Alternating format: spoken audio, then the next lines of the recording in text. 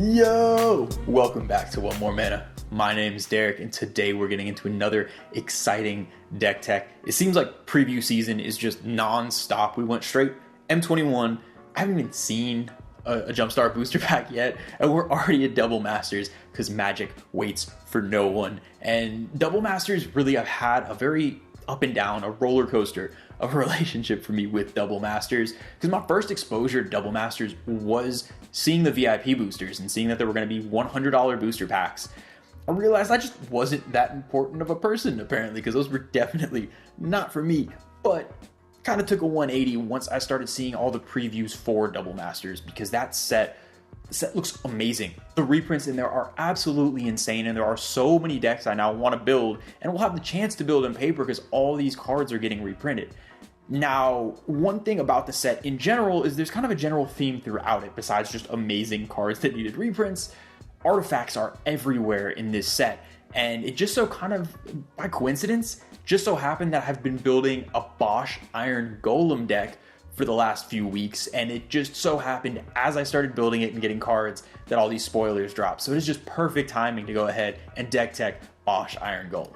Now, if you want any of the cards in this deck or any of the amazing cards that are being reprinted in Double Masters, Jumpstart, Core Set 21, or if you still haven't even caught up from Ikoria yet, any of those cards you want, you can head over to TCG Player. TCG Player is absolutely amazing. You can find, nowadays there's so many different arts for cards, it's really kind of hard to keep up. If you head over to TCG Player, you can find any art you're looking for, foil, non-foil, whatever it is, they have everything. TCG Player is phenomenal. And anything you get with the affiliate link down below will help support the channel and help us to get out more and better content. We really, really do appreciate the help. Now, I've really been wanting to build an artifact commander for a while, and I've always been aware of Bosh, but I guess I never really gave him the time and effort to go ahead and put the deck together. Obviously, there's stuff like Brea, who's also in the set, that is one of the most popular commanders of all time, and it's just a phenomenal, awesome card, but it really does lend itself more towards combo-tastic type decks, and it's really easy to just accidentally go infinite with Brea with a variety of cards. Nothing wrong with that, it's just not really my playstyle. And then you can go in other directions. You can play a card like Urza, Lord High Artificer, and never see someone smile again. Just suck the joy. It's so much fun. You can play stacks, and never will anyone untap. Yeah, Urza, woo. Or you can play something like Duretti, and just an awesome commander as well. You can go ahead and do some shenanigans with reanimating things. Has card draw on a Planeswalker, the ult is game breaking. That can even go into some weird pseudo stacks type decks, but it's cool. Duretti's an awesome commander. But I realized from the moment I actually gave Bosh the time of day and locked eyes with Bosh that Bosh was the one for me, and I wanted to beat people over the face with artifacts, metaphorically speaking, because that is exactly what Bosh is here to do. Now, if you're not familiar with Bosh, Bosh is 8 colorless mana for a 6/7 trampling golem. Two things to know about Bosh. Bosh has got a big old booty, and Bosh is here to bash people in the face with whatever artifacts and mana rocks and whatever it is that you're playing.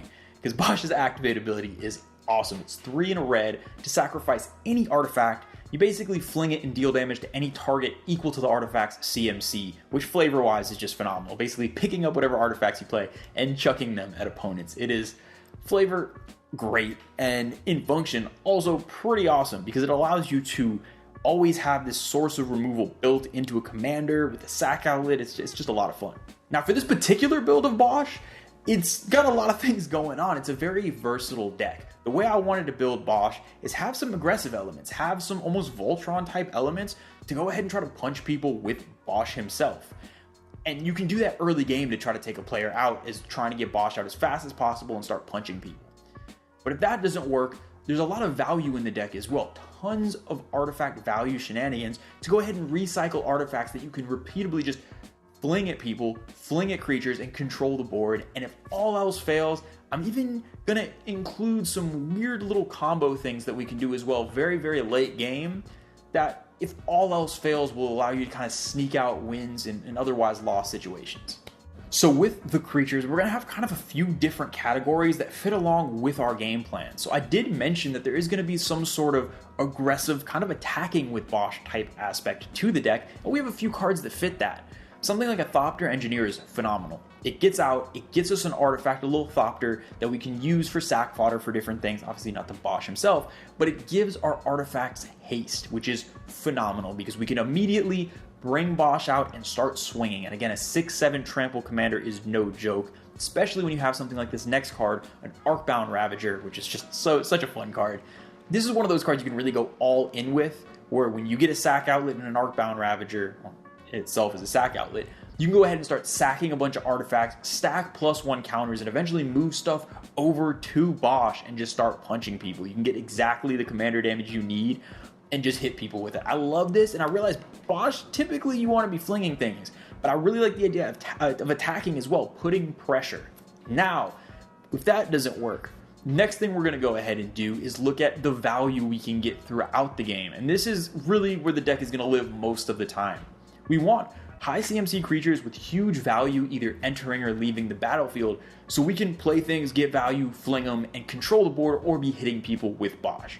And this is going to include, this is not all the cards that do this, but the biggest ones are going to be stuff like Combustible Gear Hulk, Duplicant, a Meteor Golem is phenomenal in this case, and even a Sandstone Oracle. These cards are great. They're going to come in and give us big effects, and they're all high CMC, so we can then go ahead, sack it, fling it at somebody. We have plenty of ways to recur it and have them coming back over and over again. And speaking of recurring things, we also have a number of creatures in here that just care about bringing things back.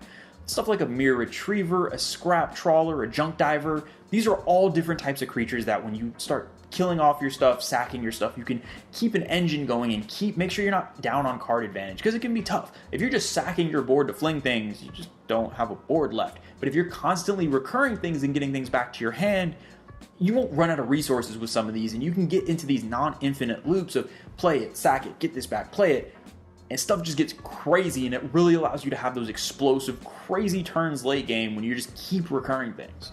And speaking of recursion, I just can't not emphasize how important Goblin Welder is in the deck.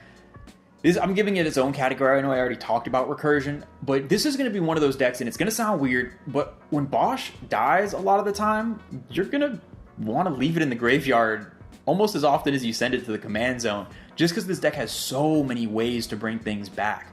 And with an 8-mana commander, no matter how much ramp we stuff in here, you don't want to be paying commander tax, or you're just going to be behind the 8 ball the entire game, just trying to play catch up. So it sounds weird and it sounds ridiculous, but just try it. If you let Bosh die and then use these other effects to either, with Goblin Welder, just get it straight back onto the battlefield, or get it back to hand, you don't have to worry about that tax. And another card that fits in the same category, I know I'm going into a lot of these creatures, but they're just that important, but another amazing reanimation card is going to be Felden of the Third Path. This is going to be really, really cool, because not only can you leave your Bosh in the graveyard and every turn just bring it back with Felden, it's going to get haste. So you can literally get this Bosh, swing at somebody, and then sack it and deal more damage. It is great. One of the coolest things about this is if you get the token, punch somebody with it, that's going to deal at least 6 pending other effects. And then after that, sack it and deal an additional 8. It's an awesome, awesome effect. So Goblin Welder and Felden are probably the two most explosive reanimation ways, because you're literally just cheating it into play. But even just the value ones that get it back to hand, all of these cards are crucial, and you need basically all these reanimation cards in the deck, because you, again, don't want to pay the tax. That tax is way too much for an 8-mana commander, especially in mono red. Now, jumping into the artifacts, the first thing that I really want to point out, and I've done this across all the categories, but it's most apparent in the artifacts, is I've included a lot of budget swaps down in the description and the deck list. So if you go to the deck list, go down to the description all tapped out, I've included budget swaps for a lot of the really expensive cards. This is actually a deck I have built in paper. This is the actual deck list I'm playing with. So cards like Grim Monolith and Mana Vault and Mana Crypt, all those different types of cards, you don't need those in the deck at all. It's not a CEDH deck. We have an 8-mana mono red commander. Really just throwing all the mana rocks we can get is going to be fine. So check out those budget swaps. It's really not going to hurt the deck that much at all. But having said that, ramp, super important. Clearly throw every mana rock you can get in there. Some of these are going to be popping up as I'm talking, but they're not surprises. I especially love the ones like the Dreamstone Hedrons and Hedron Archives that we can go ahead and get card draw off of in emergency situations. Really, really powerful effects, so it's no surprise, but just stuff ramp. You want normal decks, I think the recommended is about 10. You want in the 15 to 20 range for ramp cards in this deck because we have so many just expensive CMC cards. And then within these artifacts, we have a lot of stuff that's just not surprising, a lot of artifact staples, so then I won't go into too much detail because it's just not surprising. But cards like Unwinding Clock and Blink Moth Urn and different things like that, Mystic Forge, there's a lot of cards that just fit in this category of generically amazing artifacts that if you go on EDH Rec, it's going to be the first things that pop up for artifacts. They're phenomenal, powerful cards. Put those in, but those don't really need much of an analysis or anything like that. They're just artifact staples. Now, there's some all-stars that are going to be popping up later in that game-winning step, don't you worry. But there's also some really cool cards that I do think are just phenomenal in this deck that I need to point out that you might not see in every Bosh deck. The first one I'm going to talk about has been an all-star. This card has changed games for me and never thought it would, and it's Soul Guide Lantern. This card is so broken. It enters for 1 mana, and you can exile something from a graveyard. You can pay 1 mana, sack it to draw a card. We have so much recursion. This is just a great effect to have. But that's not even the best part, because when you sack it, you can exile each opponent's graveyard. This means it's repeatable in this deck because we have so much artifact recursion. You can basically, with this card in a number of different sort of loopy things, make sure no one has a graveyard except for you. This is a crazy powerful card. I have a decent number of graveyard heavy decks in my meta, and I feel bad, I started to feel bad playing this card because it was just that powerful. Spine of Ishsaw is another unsurprising one, but it is just so important specifically in this deck, I have to point it out because it enters, destroys a permanent. Like, that is just by itself crazy. But what makes it so much better is we can fling it with Bosh, deal the 7 damage, and get it right back to hand. It recurs itself. This is an insane effect. And with some of the loopy things, and I mentioned there's actually a combo in the deck, which I will talk about later, this card can win the game for us. This is an extremely powerful card. It's in most colorless decks, I know. But in this deck specifically, this card has to be in there. One more staple that I want to mention that, again, I said I wouldn't go too far into detail on staples, but it's just that important, is Trading Post. This card is ridiculous because you get so much value, and in this deck specifically, it's another means to get our commander back to our hands when we let it go to the graveyard. We can draw cards off of it. We can make chump blockers off of it. This is just, I've heard it described before as basically a Planeswalker artifact because it has so many ridiculous abilities. It's insane. This card is, again, a staple, but I needed to emphasize it because if you are making cuts or, picking and choosing, this card has to be in there. And the last artifact I will talk about for right now is going to be Manifold Key. And the reason I want to talk about this is because in most deck lists that you're going to find, Voltaic Key tends to be the most common combo piece, untappy effect to untap mana rocks, do all types of shenanigans. The reason why I love Manifold Key is, 1, this isn't a combo heavy deck, so we're not as worried about the combo-tastic stuff, but 2, that giving unblockable is amazing when you have a 6 power commander, where you can really commander damage people out if games go in that direction in this deck. If you just smack someone, you have a 6 power trampler. Sometimes people won't chump, and Bosh isn't known for being a Voltron commander damage commander. People might take a hit that they shouldn't, or take more damage than they should. This is a great finisher last game. Not even mentioning the fact that the real reason it's there is just to untap your mana rocks and get more value for that. Great card, and I do think the subtle switch from Voltaic Key to this is going to really matter in this deck. Now, in the rest of the categories, we have so many cards in the artifacts and artifact creature slots that there's really not many cards left. With the Planeswalkers, we're only running a few, but they are just so broken. I've already talked about Duretti as a commander, as a Planeswalker, just as amazing. Another means to reanimate our commander, not to mention the card selection is great. We also run both, and we're on a first name basis, me and Eugene, so you call him Ugin, I call him Eugene, and Eugene is here in both of his forms. We got Big Daddy Eugene from it's from Fate Reforged, I believe, and the newer Eugene. These cards are great. The Eugene not to be effed with, yeah, that one is just crazy. The fact that it reduces all your colorless spells by 2 and we run something like 45, 46 colorless spells in this deck, it gets stuff crazy, not to mention the removal and the card advantage. And a Big Daddy Spirit Dragon himself, Eugene the Spirit Dragon, is ridiculous. It's just a one-sided exile board wipe. This can just end games. If you have a huge board state, you drop this, minus whatever it everyone's stuff is going to be gone except for yours. And then you can build it right back up. It's a little bit oppressive. It's kind of mean, but this by itself will win you games. Short and sweet for the instance. Chaos Warp. You're running red, run Chaos Warp. Don't ask any questions. With the sorceries, we have more kind of board clearing effects. You have something like an All is Dust, which is basically a second copy of Ugin the Spirit Dragon in this deck with the sacrificing of all permanents that have a color. That's a little bit crazy. I also love By Force. Vandal Blast is the more common card in this slot, but I actually prefer By Force. Just because Vandal Blast, to me, I don't really like destroying everybody's artifacts, because so many times it ends up screwing over the player who's been behind the whole game, or maybe somebody you've been working with, and then you kind of feel bad.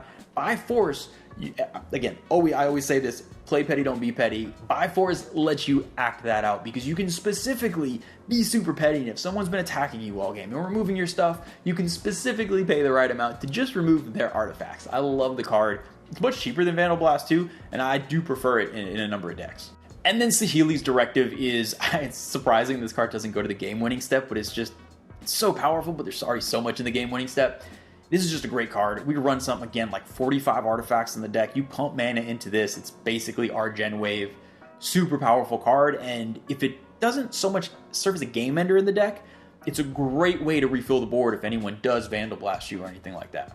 And then in the enchantment slot, one's going to be in the game-winning step, but the other one is just one of the most flavorful cards I've ever seen, and it's Bludgeon Brawl. So, you know what? Bosh, his arm's getting tired. He doesn't feel like throwing the artifacts at your opponents. Now he's just going to pick them up and literally just beat them with them, because that's what this card does. It turns all artifacts into equipment, where it gives plus X, where X is the CMC with the equip cost of that CMC. It's not the most efficient card, it's not the most powerful card, but in this deck it is amazing. I just love the idea of just strapping all these artifacts onto Bosh and having him just basically just hit people with them. It is too on flavor not to include. Now with the lands, really simple. We're running a colorless deck that's technically mono red, and we got like 4 red pips or something ridiculous in the deck. It's mostly colorless. Just run some mountains. Really the only utility land that I'm going to say you really need is going to be a Buried Ruin. It's just too good not to include. And obviously, I'll say it every week and I will continue to say it, run your Field of Ruin, run your Tectonic Edge. You need land hate, you need land destruction, and in the deck that's all colors, you don't even lose anything for playing it. But one thing I decided to do in this section of the deck, and it shows you how unimportant the mana base is compared to other decks, I decided to put in 4 copies each of all of the Mirrodin Panorama lands. I love these so much, and if you're not familiar, the mountains are all the lands actually from both Scars of Mirrodin and Mirrodin Besieged, I believe, made, when you put all 6 of them across, and I'll put it up on the screen, they made this beautiful picture of just this landscape, and you can see Mirrodin, and in the Mirrodin Besieged ones, you see it being turned into New Phyrexia.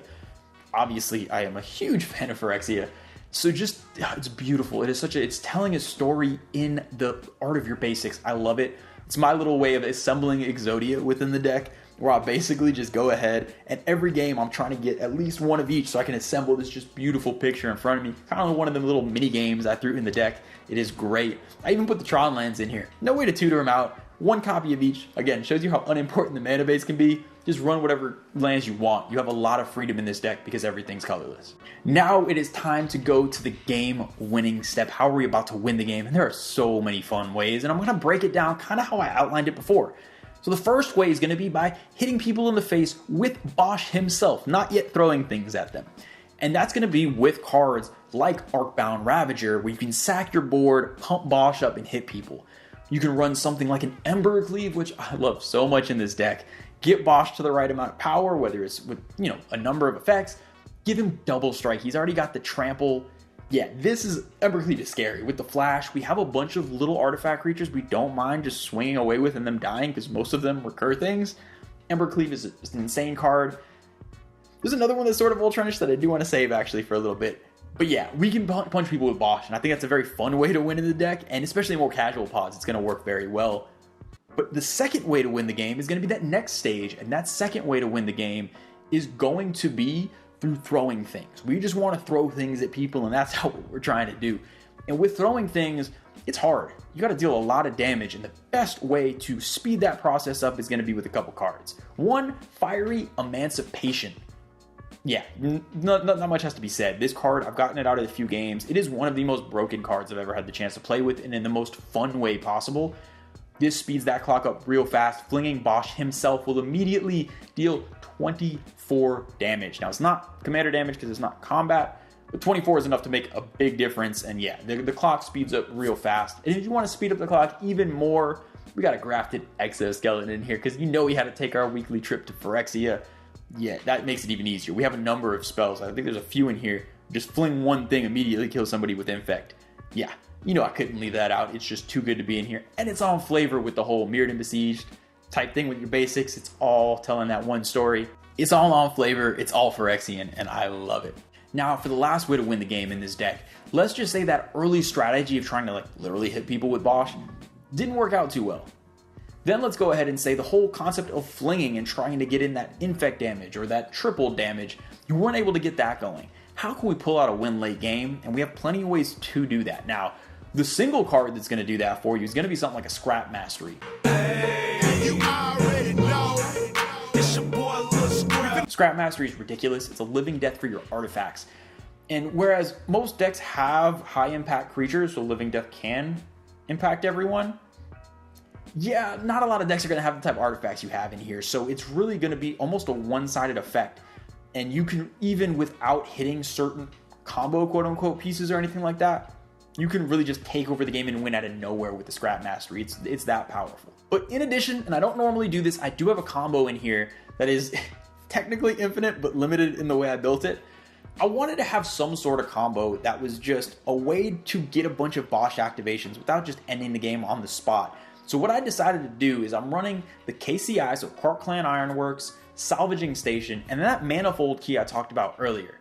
And basically what the combo is you can sack the Manifold key to KCI, so you float 2 mana, you tap your Salvaging Station to bring that Manifold key back. You can use one of those mana to then tap your Manifold key to untap the Salvaging Station, and then do it over and over again. But what this does is it yields you basically infinite colorless mana. And the reason why I like doing it in this deck is there's not just a you win the game. Your commander needs red mana. So what it basically allows you to do is just repeatedly just cast and fling Bosh for however many mountains you have out at the time.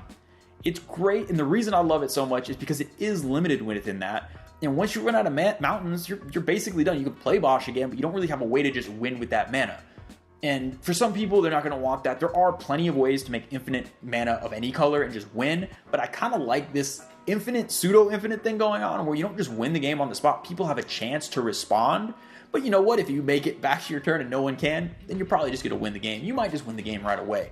But I love this type of effect. In late game, it's going to be, sometimes games just need to end, and this is a really cool effect, easy to interact with, easy to interrupt, that you can get to just throw Bosh over and over and over again. And that is going to do it for this week's deck tech. I really hope y'all enjoyed it. This deck has been so much fun to play, and I hope you all give it a try. It is a blast. It's not necessarily the deck itself, but when I play aggro decks, I consider myself what I call a squirrel player. Basically what that means is I'm like a dog when they see a squirrel, where for aggro you're supposed to be like latch on, attack somebody till they're dead, move on to the next one. But yeah, I can't do that. I start attacking one person, and this person blows up my thing, and now I'm petty, so I gotta go throw something at them with Bosh, and then somebody else does something, and now all my attention's over there. And I end up doing 40 damage, but it's 3 different people, and no one died. So yeah, that's more of a flaw in my play style. So hopefully you can have a little bit more success with Bosh and be a little bit more focused than I am. But nonetheless, it's been fun. Yeah, it's been a blast. Regardless if I'm able to focus and take players out, the play style of this deck is just genuinely a good time.